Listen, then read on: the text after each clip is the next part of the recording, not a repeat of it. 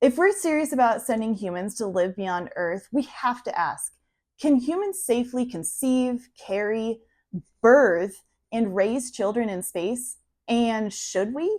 I recently had my second child, and if you'd asked me to be pregnant in space, I would have said no. No, God! If you'd asked me to give birth in space, I would have said no.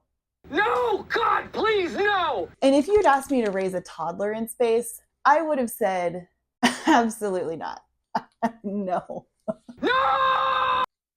For space companies to have mission statements like getting millions of people living and working in space, why have we not thought about the physical and ethical implications of doing so? So far, no human has ever gotten pregnant in space, and we don't have the technology to support a pregnancy, let alone birth and child rearing in general. So why aren't we answering these questions? This isn't the first time in human history that we've sent groups of people off into the unknown, not knowing what would happen. Polynesian voyagers crossed thousands of miles of open ocean without satellites, with no radios, and no certainty that land even existed at the end of their journey. They ended up doing very well, I think. The Norse did something similar when they settled in Greenland over 1,000 years ago. They brought livestock, tools, and the idea that they could recreate Scandinavian society in a harsh, unknown environment. It could be the same in a space environment. We know microgravity affects cardiovascular systems, muscles, bone health, but we really haven't studied what it does to a human uterus, let alone no one's carried a fetus in lunar gravity or raised a child on Mars. We don't even know if human sperm can swim properly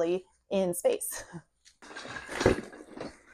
If space companies are serious about sending people to Mars and building permanent habitats, we can't keep treating human reproduction as an afterthought. And it's not just a biological question of whether or not it's even physically possible for this to happen. It's actually an ethical one and a logistical nightmare. In this video series, I'll talk about what we do know about how the space environment affects things like menstruation, sperm, pregnancy, and birth. And I'll also discuss what raising kids in space could actually look like and the ethical implications of doing so.